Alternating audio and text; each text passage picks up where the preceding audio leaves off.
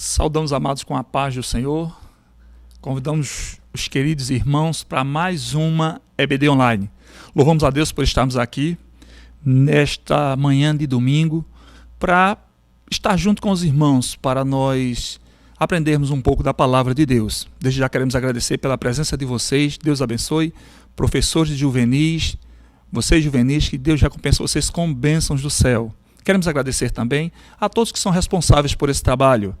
O nosso pastor Roberto, que é o principal responsável, o nosso pastor Renato Torres, juntamente com o nosso presbítero Gastone, que estão na superintendência, o nosso presbítero Carvalho, os irmãos que são responsáveis, como sempre agradecemos, não esquecemos de agradecer os irmãos que são responsáveis por toda a filmagem, o pessoal da parte técnica, e também, irmãos, as irmãs que sempre organizam esse cenário. Então, Deus abençoe a cada um. Amém? Vamos continuar com a nossa lição. E hoje nós estamos na nossa 10ª lição, dando continuidade ao tema Queda e Redenção. Hoje nós estamos na nossa 10ª lição, a lição de hoje está uma bênção. Vamos falar sobre arrependimento. É isso mesmo, arrependimento. Um assunto que, dando lugar ao Espírito Santo, não é tão difícil de ser vivido, mas também não é tão fácil de ser falado. Mas, com a graça de Deus, nós vamos trazer os pontos a qual o nosso comentarista ele dispensou aqui para nós. Amém? O nosso texto base se encontra aqui em Atos dos Apóstolos, capítulo 17, versículo 30, que diz assim: Mas Deus, não tendo em conta os tempos da ignorância, anuncia agora a todos os homens, em todo lugar, que se arrependam. A nossa leitura bíblica em classe, ela se encontra em primeira epístola do apóstolo João, no capítulo 1, versículo do 1 ao versículo 9. Amém? 1 João, capítulo 1, do versículo 1 ao 9, nós não vamos ler, mas os irmãos anotem, os irmãos que têm a lição, acompanhem, porque é a base da lição de hoje. Amém? O nosso primeiro ponto, ele traz a definição sobre arrependimento.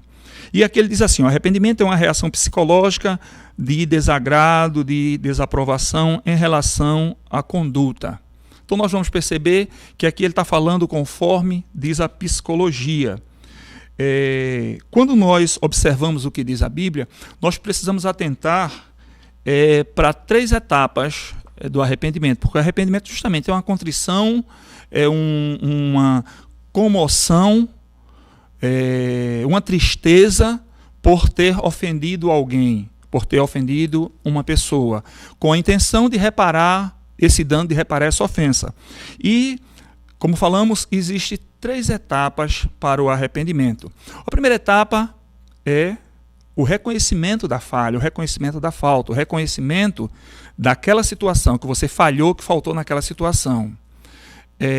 O segundo é você voltar atrás, deixar de praticar aquilo que você fez. E a terceira e última etapa é a reparação do dano. Então, para um arrependimento tem que haver todas essas etapas. Lembrando que arrependimento, o Espírito Santo é quem nos move, o Espírito Santo ele cria condições para que venhamos nos arrepender.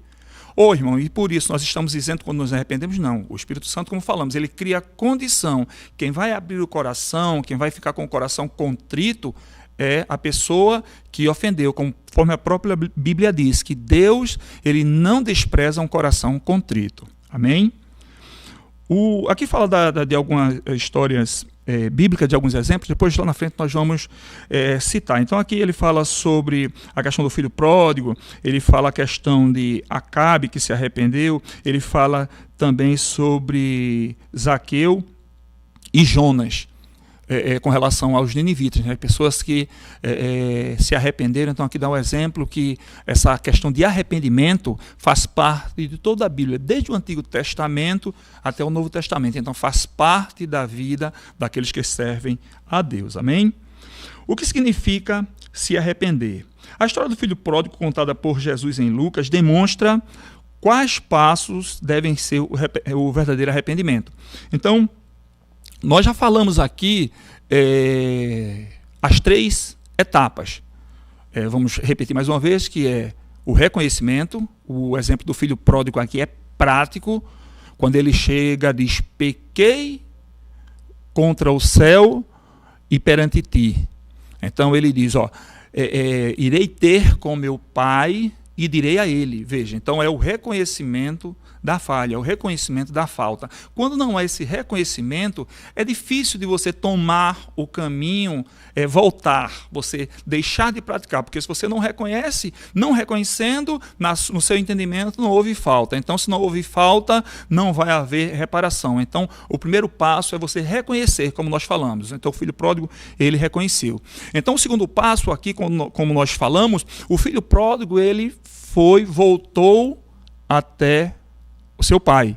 Ele assim como ele planejou antes, irei e direi, pequei contra ti, perante o céu, já não sou digno mais de ser chamado de teu filho. E quando ele voltou, porque se ele ficasse só na instância do arrependimento, do reconhecimento da falta, e não voltasse, não havia um arrependimento. Então tem que ter essas 3 etapas. Então ele precisou voltar ao pai. Ele que havia ofendido seu pai, pedido a herança antes do seu pai morrer, que era de costume, era o correto, a repartição da herança quando o pai morresse, ele pediu bem antes do pai morrer, gastou toda aquela herança, reconheceu a sua falta quando caiu naquela situação, porque a Bíblia diz que a tristeza, segundo Deus, traz arrependimento para a salvação. Então, depois ele voltou e foi ter com o pai.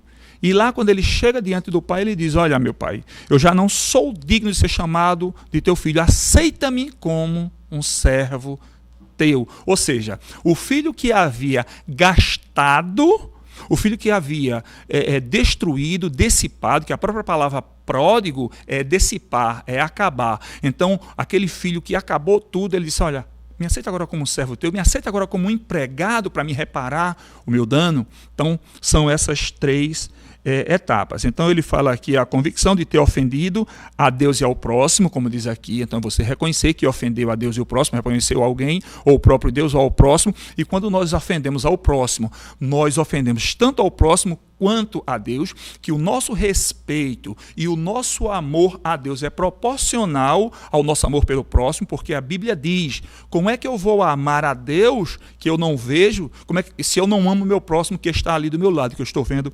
constantemente? A tristeza, como nós falamos, então vem essa contrição e mudança de mentalidade. Então, mudança de mentalidade, você voltar, aqui diz assim, uma das palavras para arrependimento é metanoia, do grego, que significa mudança de mente, do amor pelo pecado ao ódio por ele. Então tem que haver mudança. Quando nós falamos de conversão, que a conversão vem, outra etapa do arrependimento, conversão é voltar, é dar uma guinada, é dar uma volta de 180 graus. Amém? O subponto é assim, disposição para mudar de conduta, que nós já falamos, né? Eu falei em 3 etapas, mas aqui nós colocamos a convicção, o entendimento e tristeza como o entendimento do pecado e tristeza como um. Terceiro tópico: por que devemos nos arrepender? Aí aqui também está dividido em 2 subpontos. Primeiro, o pecado tem enorme poder de destruição. Se há algo que pode destruir o homem, isso é o pecado. Há um grande poder destrutivo no pecado. Observemos o caso dos pecados de Jonas, que trouxe um grande prejuízo às pessoas que estavam com ele naquele barco. Então vamos imaginar que o pecado, além de ele trazer um grande poder de destruição, ele não traz só esse poder para a pessoa que praticou. Ele traz esse poder também para as pessoas que estão à volta. Eu lembro ali no capítulo 7 de Josué, Deus convida Josué, Deus chama Josué e diz: Josué, vai à luta, vai à batalha contra a cidade de Ai. E Josué vai. Deus não disse que alguém estava em pecado, por quê? Porque Deus entende que isso aí é uma responsabilidade nossa e nós que devemos nos afastarmos do pecado. Depois que há o pecado, há consequências. Então, Josué foi à batalha. Durante a batalha, percebeu que o povo de Ai, daquela cidade, estava prevalecendo. e o povo vencendo os israelitas. Os israelitas correram da batalha. Resultado, Josué foi chorar diante de Deus, como se o culpado fosse Deus. Deus, por que o Senhor deixou o teu povo sofrer, o teu povo perder a batalha? Deus chama Josué e diz, Josué, tem anátema, tem a maldição no meio do povo. E Deus manda Josué fazer lançar sorte. Aí ele lançou sorte, tribo por tribo, casa por casa, família por família, homem por homem, e cai em Acã. E Josué pede para ele confessar. Aí ele diz, olha, passando vi uma capa babilônica, 12 ciclos de prata e 50 ciclos de ouro. Peguei e escondi. Vejam, o pecado de Acã trouxe consequências para todo Israel. Todo Israel, muitos homens ali perderam a vida por consequência daquele pecado. Ele confessou, porém, ele foi apedrejado, tanto ele quanto a sua família. E às vezes nos gesta essa pergunta, mas por que tanto ele não confessou, tanto ele quanto a família foi apedrejado? O ponto que nos chama a atenção é que provavelmente, a Bíblia não fala isso com detalhe, nós vamos ver nas entrelinhas, é que a família foi conivente com ele e ali ele não demonstra arrependimento. O fato de Josué ter o pressionado, ele confessou, mas a falta de não arrependimento gera consequências do pecado. Porque, como falamos agora há pouco, o versículo, um coração contrito, Deus não desprezará. Então, aí o segundo subponto é assim, isso pode ficar para depois? Não, tem que ser na hora. Nós vamos dar um exemplo aqui e precisamos ter muito cuidado para não confundir arrependimento com remorso. O remorso é quando a pessoa se entristece pelo medo de perder algo e não pela ofensa a Deus ou ao próximo. Quando vem a consequência de dizer assim, opa, vai perder algo, porque a Bíblia diz assim, lá em 2 Coríntios, capítulo 7, versículo 10, porque a tristeza, segundo Deus, causa arrependimento. Deus permite a tristeza para que a pessoa reconheça o seu pecado, a sua falha, dê uma volta e faça a sua reparação. Então, o remorso, ele é diferente. Nós vamos ter um exemplo claro, já falamos aqui anteriormente, dois exemplos de Saul. Saul, depois que ele sacrificou, depois que ele trouxe, quando ele foi para a batalha, que Deus disse, olha, destrói tudo. Ele trouxe os despojos e Samuel o reprovou, assim como Deus e Samuel. Depois, Samuel disse, olha, aguarda para ir para a batalha que eu venho sacrificar. Ele sacrificou quando não lhe era devido. E Samuel diz, olha, aí Samuel, o que fizeste? Reprovou mais uma vez, ele pega no manto de Samuel puxa, ele rasga o manto de Samuel e Samuel diz, olha, assim como rasgasse o meu manto, Deus já rasgou o teu reinado e deu um melhor do que tu. Então, naquele momento, quando ele sente o potencial, a situação dele perder o seu reinado, ele começa a pedir que Samuel interceda por ele, que Samuel entre com ele na cidade, mas ele não mostra nenhuma situação de arrependimento, apenas remorso. E nós vamos ver, como falamos anteriormente em outras lições, que gradativamente ele foi só piorando, chegando ao ponto de perseguir para tentar matar Davi. Ele chegou ao ponto de consultar uma necromante uma pitonisa, uma necromante para que viesse trazer Samuel morto, que um falso Samuel aparece e ele entende ser Samuel. E qual foi a última consequência? Suicídio. Então, o que mostra que ele não se arrependeu, o que traz uma semelhança com a morte de Judas, que Jesus deu a oportunidade a ele até o último momento, mas ele não se arrependeu, foi se enforcar. O outro exemplo de remorso é Esaú, que o apóstolo que escreve a carta aos Hebreus, ele diz assim, mesmo com lágrimas, Deus não encontrou lugar de arrependimento. Então é necessário ter essas etapas a qual nós falamos. Esaú chorou porque ele viu que perdeu a primogenitura, porém Deus não encontrou lugar de arrependimento no seu coração. Mas quando nós observamos o servo de Deus chamado Davi, depois daquele pecado horrendo, ele cometeu pelo menos dois crimes capitais, que foi o adultério e o homicídio. sem dar chance para aquele homem, por um motivo fútil e banal.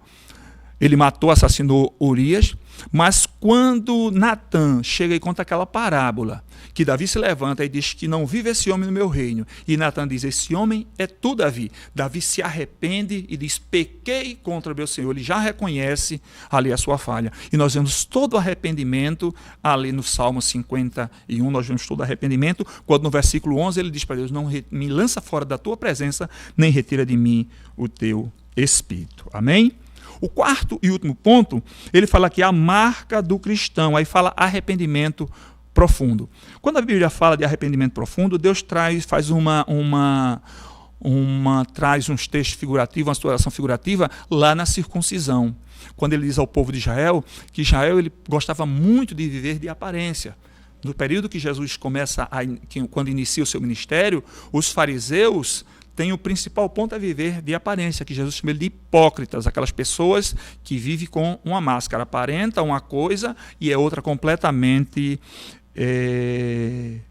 diferente. E Deus diz que lá em Jeremias, que eles devem fazer a circuncisão do seu coração, porque circuncisão é a cirurgia no órgão genital masculino, onde tira uma pele do órgão genital, semelhante à cirurgia de fimose. Deus diz, olha, vocês têm que abrir o coração, vocês têm que fazer a circuncisão do coração. E ele diz lá em Jeremias que é para estourar coração de carne e não coração de pedra. Então as pessoas precisam ter esse arrependimento profundo e um arrependimento contínuo. A diferença de Davi entre muitas pessoas é porque Davi se arrependia e ele não cometia mais o mesmo pecado. Davi, ele clamava, ele chorava, ele entrava em verdadeira contrição diante de Deus. Amém? E para encerrar aqui, eu quero deixar alguns versículos aqui que Paulo fala, demonstrando essa questão da reparação. Ele falando à igreja de Éfeso como deve ser a vida do cristão, trazendo para o segundo subponto um arrependimento para sempre, que é a reparação do dano e você viver uma vida santa, imaculada, uma vida pura diante de Deus, uma vida exemplar. Aqui no capítulo 4, versículo 21, a partir do versículo 22, diz assim: quanto à antiga maneira de viver, foste instruídos a vos despirdes do velho homem, que se corrompe por desejos enganosos, e serdes renovado no vosso modo de raciocinar, e a vos revestirdes do novo homem, criado para ser semelhante a Deus, em justiça e em santidade, proveniente da verdade. Portanto, cada um de vós deve abandonar a mentira, abandonar a mentira e falar a verdade ao seu próximo, pois todos somos membros de um mesmo corpo. Estremecei de ira, mas não pequeis. Aclamai a vossa raiva antes que o sol se ponha, e não deis lugar ao diabo. Aquele que roubava, não roube mais. Pelo contrário, trabalhe fazendo com as mãos o que é bom, para que tenha o que repartir com quem está atravessando um período de necessidade. Não saia da vossa boca nenhuma palavra que cause destruição, mas somente aquela que seja útil para edificação, de acordo com a necessidade, a fim de que comunique graça aos que a ouvem. E não entristeçais o Espírito Santo de Deus, a qual foste selado para o dia da redenção. Toda amargura, cólera, ira, gritaria e blasfêmia sejam eliminados do meio de vós, bem como toda a maldade. Amém? Então Paulo dá o exemplo aí de como deve ser a conduta cristã. Nós, quando observamos ali o livro de Tiago, nós vemos Tiago, ele procura mostrar como deve ser a prática cristã. Amém, meus queridos? Então estamos, com isso nós encerramos a nossa lição, trazendo esses exemplos, louvando a Deus pela vida de vocês. E você, meu querido professor, procure com bastante cuidado trazer essa diferença entre remorso e arrependimento para os seus alunos, para que eles possam entender. E nada melhor do que esses exemplos. Você trazer exemplos como o exemplo de Manassés, que se arrependeu mesmo sendo um homem completamente perverso, o exemplo de Acabe, que fez Israel todo pecar, mas quando se arrependeu, Deus perdoou, trazendo esses dois exemplos de remorso, Saul e Esaú. Traga esses exemplos com clareza e com certeza o seu aluno vai aprender com esses exemplos e vai ser uma bênção em nome de Jesus. Amém? Então, desde já queremos agradecer pela vida de vocês, que Deus continue derramando bênção sem medida sobre as nossas vidas. Amém? Fiquem na paz do Senhor. Você sabia que a Livraria Arca Missionária vai até você? Pois é, para sua melhor comodidade, sua livraria agora dispõe dos serviços de entrega. Tudo isso para que você, amigo leitor, desfrute de boas literaturas sem sair do conforto da sua casa. Entre em contato conosco através do nosso WhatsApp 81982867808 ou através das nossas redes sociais. Livraria Arca Missionária, cada dia mais perto de você.